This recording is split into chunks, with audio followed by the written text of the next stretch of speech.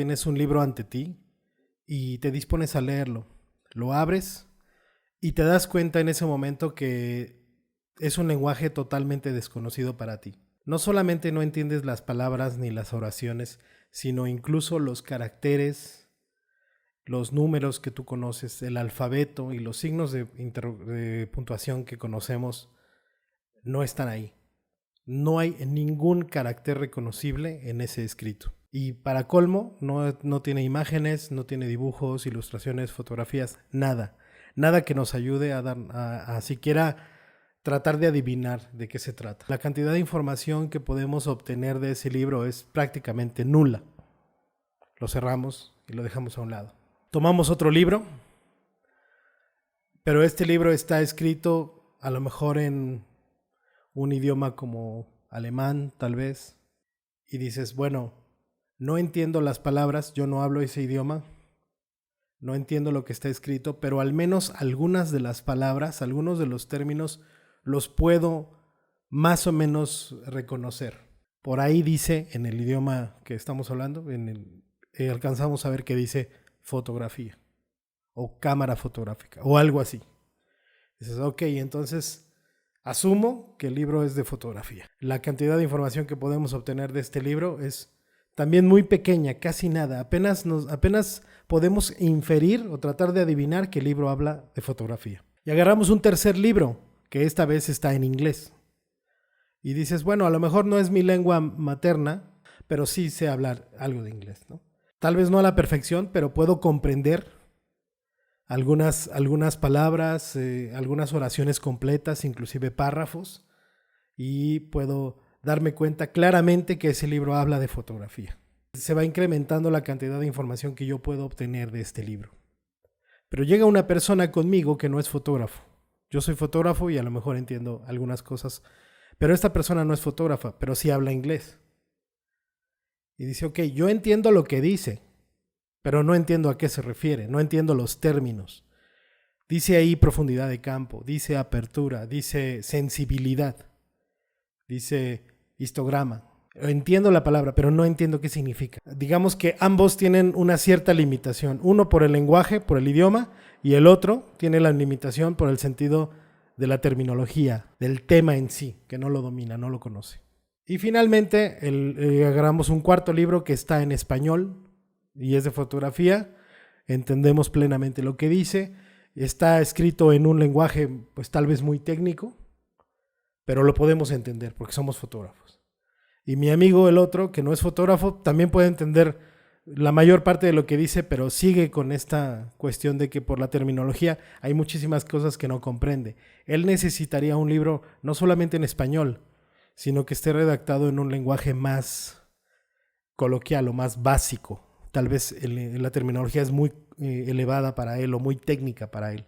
Y finalmente llega otra persona, una tercera persona, que es no solamente un excelente fotógrafo, sino que habla varios idiomas. Habla español, habla inglés, habla alemán o francés, el segundo libro que hablábamos, y él es capaz de entender técnicamente la mayoría de esos libros. Digamos que el único que no va a poder entender es el primer libro, que tenía caracteres extraterrestres, ¿no? Que nadie sabe ni de qué se trata. Porque la capacidad de extraer información de algo depende de muchas cosas. Depende de uno, qué tanto conocemos, es conocimiento, qué tanto hemos tenido referencias anteriores, qué otros libros hemos leído antes, qué otras habilidades adicionales a la fotografía, en este caso idiomas, nos permiten entender más lo que estamos viendo.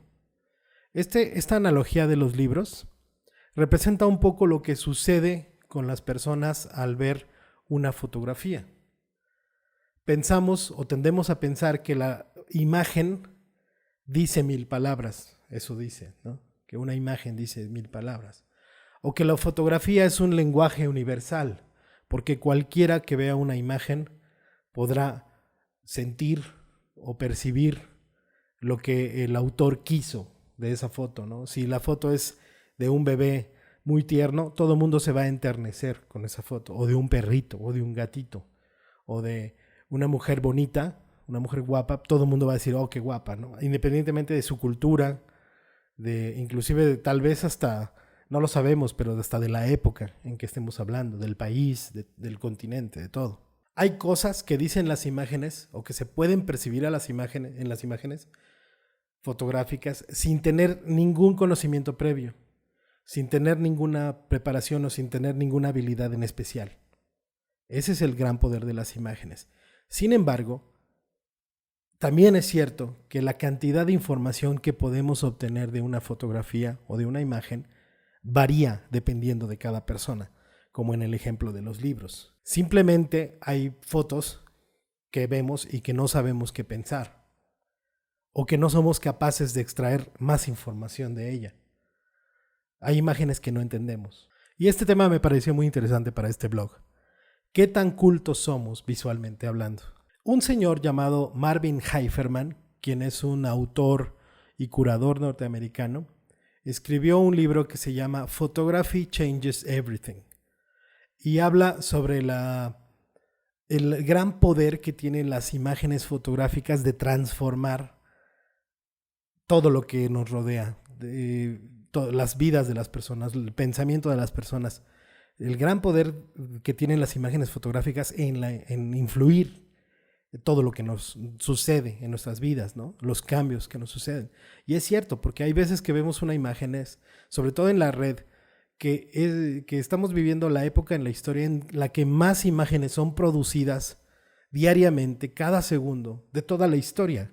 Se estima, nadie lo sabe con certeza, pero se estima que más de 2 billones de fotografías son subidas al internet diariamente, en las diferentes redes sociales, en las diferentes páginas y diferentes plataformas. Fotografías de celulares, fotografías casuales, selfies, la foto del gatito, la foto de mis tenis, la foto de mi desayuno, de mi taza de café, la foto de algo que me gustó en la calle, fotografías hechas por fotógrafos, fotografías hechas por gente común, fotografías hechas por artistas, fotografías generadas por fines de registro, que son meramente una herramienta para algo, ¿no? Como los seguros que toman fotos del automóvil que chocó solamente para evidenciar que chocó y que va a cobrar la póliza. Fotografías hechas por máquinas, por cámaras que no son operadas por nadie, sino que están ahí fotografiando los semáforos, a la gente que va pasando por cámaras de seguridad, cámaras de procesos industriales que fotografían partes movibles de máquinas, drones que están tomando fotos de todo el tiempo. Se genera una enorme cantidad de información visual, y dice Heiferman que se estima que el 80 o 90% de la actividad cerebral está dedicada a procesar información visual de los seres humanos. Entonces, todo lo que vemos todo el tiempo, salimos a la calle y vemos el puesto de periódicos y vemos acá y vemos allá, o estamos en el internet y pasan fotos frente a nosotros y las estamos absorbiendo, las estamos procesando en nuestro cerebro. Pero pocas de ellas llaman realmente nuestra atención, y pueden llamar nuestra atención ya sea porque son muy chistosas, o porque son muy bonitas, o son muy padres, o a lo mejor hasta nos producen desagrado, ¿no? De algo que no nos gusta, que nos produce molestia, que nos indigna o nos da coraje, ¿no? O que nos cautiva porque son demasiado hermosas. Y esta gran cantidad de imágenes que es procesada por nuestro cerebro en cuestión de milisegundos, ¿qué tanta información podemos extraer de ellas? Obviamente no nos vamos a detener con cada foto que veamos y decir, oh, qué bonita, oh, esta imagen, su luz y tal. Pero al menos con las imágenes que nos interesan, de entre toda esa cantidad enorme de imágenes que vemos, aquellas imágenes que sí nos gustan, que sí nos llaman la atención por alguna razón, ¿qué tanta información somos capaces de extraer? Heiferman dice que la idea de que todas las personas somos letrados visualmente es incorrecta. La gran mayoría de las personas no tenemos o carecemos de los elementos necesarios para procesar o entender una imagen. Y voy a dar un ejemplo de lo siguiente. Vas en un museo y ves una exposición de fotografía. Ahorita está aquí en la Ciudad de México la de Joel Peter Witkin, ¿no? Imágenes fuertes, bizarras, complejas, muy, muy elaboradas, muy controvertidas, ¿no? Y ves pasar a la gente que hace colas de varias horas para ver ese artista, o también cuando fue la de Gregory Colbert, ¿no? Que habían filas interminables de gente, o cuando expuso Yayoi Kusama, ¿no? Y dices, bueno, toda esta gente que viene a la exposición y que hace una fila de largas horas para entrar a la exposición, y a la hora de que está frente a las imágenes simplemente las ve y se sigue de largo, las ve y se sigue de largo. ¿Cuántas de esas personas realmente se detienen a pensar, bueno, esta fotografía, ¿cómo está hecha? ¿Quién la hizo? ¿Por qué la hizo? ¿Para qué la hizo? Es que son las preguntas que verdaderamente nos deberían interesar, ¿no? Porque cuando no sabemos qué decir, dice mi amigo Jorge Cañedo, que cuando no sepamos qué decir, para no parecer ignorantes, en una exposición digamos nada más, qué interesante, oh, qué interesante. Y ya, si ya no quedas mal, ¿qué opinas? Está muy interesante. O sea, ahí ya, no sabemos ni qué chingados decir, ni qué chingados opinar. O sea, porque no tenemos elementos muchas veces.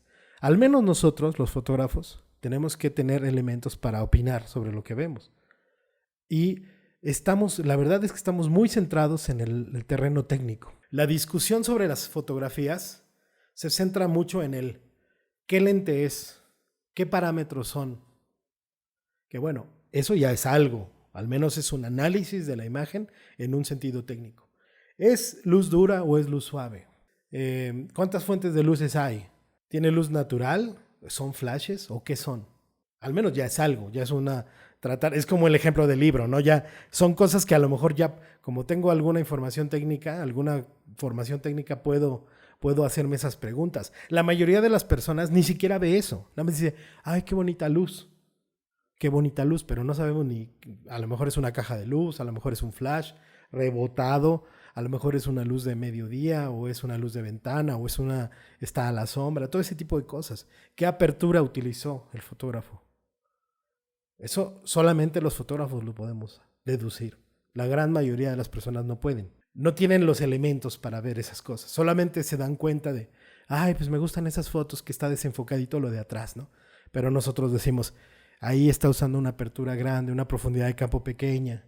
Ahí está usando a lo mejor un 50, un 35. Eso se ve como un angular. Eso se ve como un telefoto. Entonces esas cosas ya nos las preguntamos nosotros, que son técnicas. Eso nos da una idea de cómo está construida la imagen, porque dice Marvin Heiferman que es necesario que sepamos o que nos preguntemos el cómo están construidas las imágenes. Si nos hacemos esa serie de preguntas, empezaremos a entender un poco más. Pero no solamente en un sentido técnico, de qué parámetros y qué cámara y qué lente, sino qué hay más allá, sobre todo de los artistas que nos interesan, de los fotógrafos que nos interesan, pero por encima de todo, de nosotros mismos. ¿Por qué estamos haciendo las cosas como las hacemos? Y viene la gran pregunta. La pregunta primera es, ¿cómo se hizo? Ok, ya sé un poco de cómo se hizo. Y ahora, ¿quién la hizo? ¿Quién es esa persona? ¿Quién es Joseph Kudelka? ¿Quién es Jan Saudek? ¿Quién es Richard Avedon? ¿Quién es Peter Witkin? Peter Witkin es el ese que hace fotos de cadáveres. Sí, todo el mundo lo sabe. Pero ¿quién es? ¿Qué vivió? ¿De dónde es? ¿De qué época? ¿De qué años? A lo mejor cómo fue su vida. Un poco de darnos cuenta de qué lo lleva a hacer eso que hace. ¿Qué está tratando de reflejar, de plasmar, de confrontar o de conciliar a través de sus fotos? Y eso nos va a dar mucha información también. Estamos metiéndonos un poco más, ¿no? Estamos profundizando en esto de los libros, ¿no? Insisto, no lo vamos a hacer con todas las imágenes, solamente con aquellas que nos cautivan y nos interesan. Y la siguiente pregunta es, ¿para qué se hizo? ¿O por qué la hizo así? ¿Por qué la hizo así? ¿Por qué tomó esas decisiones? ¿Por qué así y no así? Más allá de, pues es que queda mejor, es que esa era mi intención.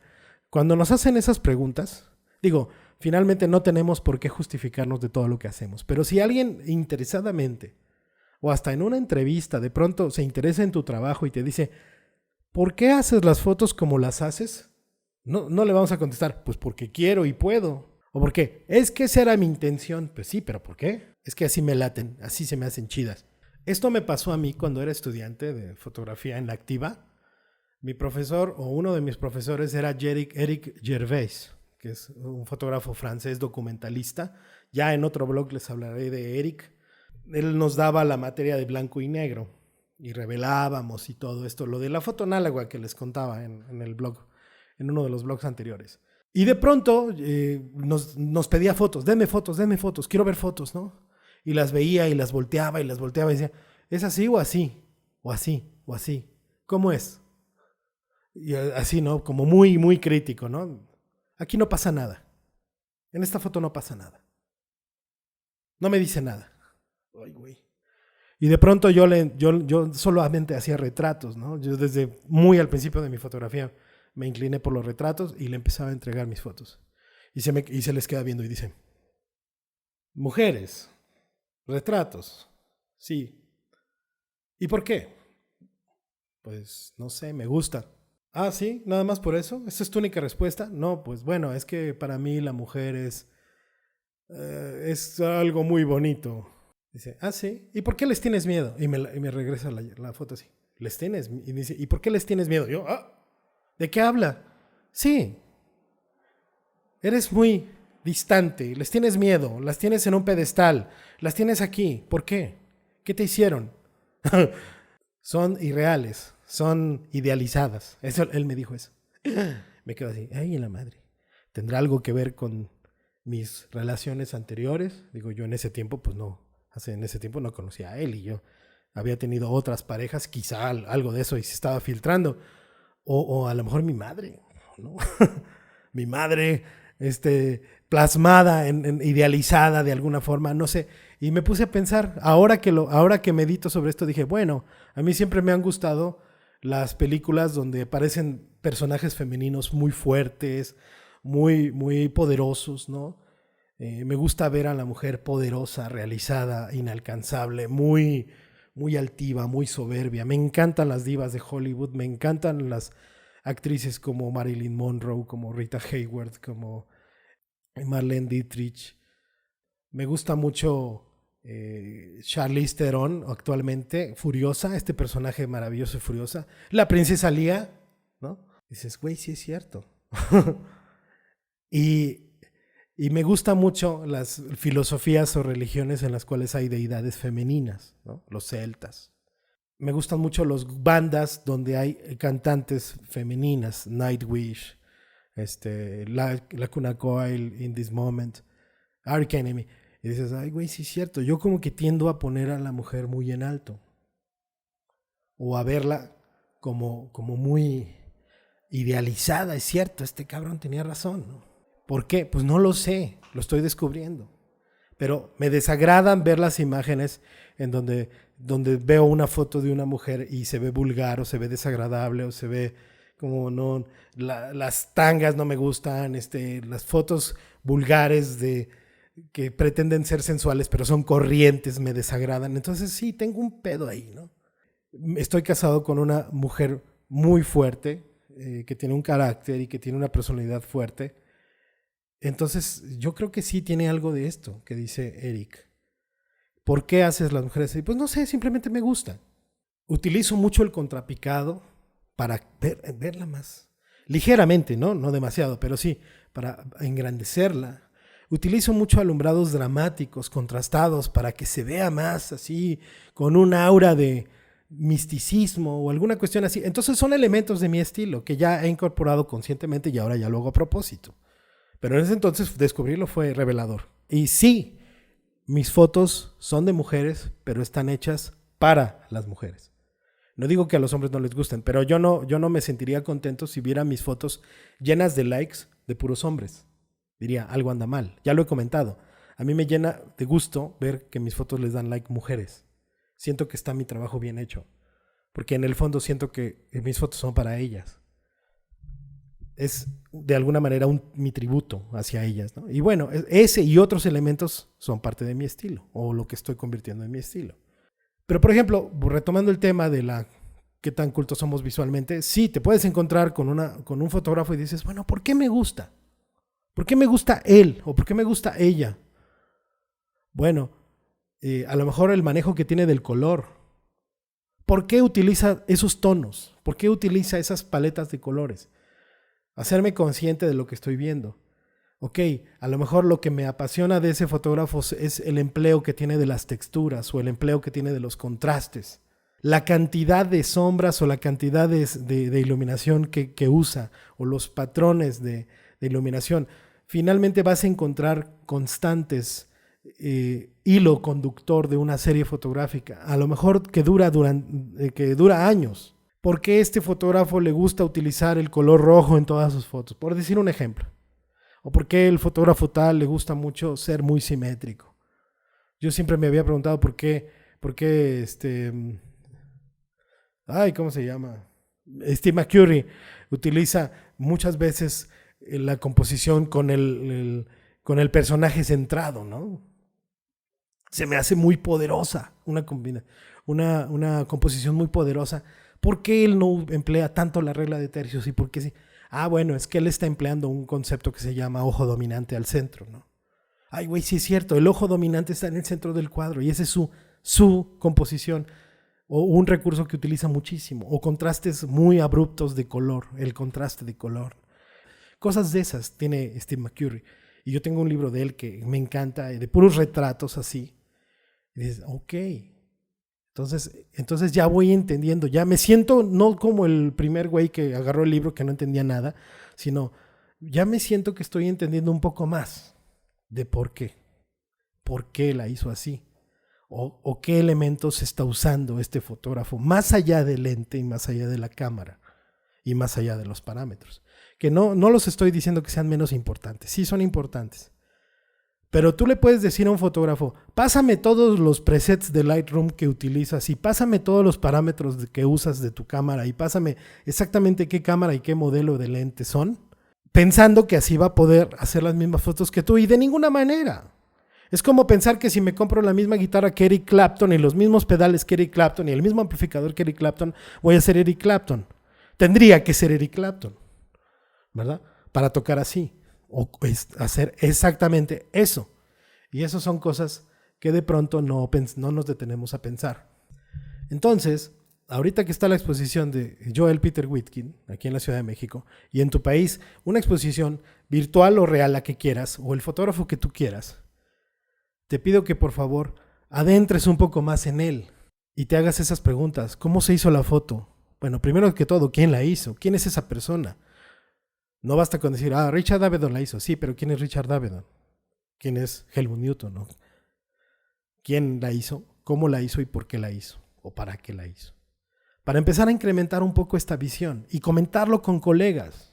Y si tú eres de los clavados como yo que piensan en este tipo de cosas, pues comentémoslas juntos. Déjame aquí abajo un comentario de qué fotógrafo te gusta y por qué. Lo comentaba yo en el blog pasado, ¿no? Del Chivo Lubezki, que, sí, qué chingón. Pues sí, pero ¿por qué? Y así como ese ejemplo de todos los fotógrafos que nos gustan y de todas las fotografías que nos gustan, para al menos empezar, como dice Marvin Heiferman, ser un poco más cultos visualmente, ser un poco más letrados visualmente. Y si puedes adquirir este libro de Photography Changes Everything, de Marvin Heiferman, pues está muy bueno. Yo lo estoy leyendo actualmente. Me ha dado mucha luz, me ha dado muchos elementos sobre el impacto de la fotografía en las vidas de las personas. La fotografía tiene un poder real de cambiar las cosas. Es muy poderosa y no lo descartemos. Y trata de entender tu propio estilo. ¿Por qué haces las fotos como las haces? ¿Por qué tomas las decisiones que tomas? Hoy un chavo me pasó unas cuantas fotos y de un curso que está tomando y me dice, ¿cómo las ves? Es mi portafolio. Y digo, bueno, tiene este error y este error y este error. Sí, ya lo había notado. Entonces, ¿para qué la tienes en tu portafolio? No puede estar en tu portafolio si tiene un error que tú ya notaste. Vamos, seamos un poco más congruentes, ¿no? Y bueno, pues eso es lo que les quería comentar el día de hoy en el blog de la semana de Alter Imago. Les recuerdo que los lunes vamos a estar de 2 de la tarde a 3 de la tarde, horario de la Ciudad de México, en una charla en vivo, hablando de foto, de contestando preguntas, de algún tema que nos salga ahí de pronto.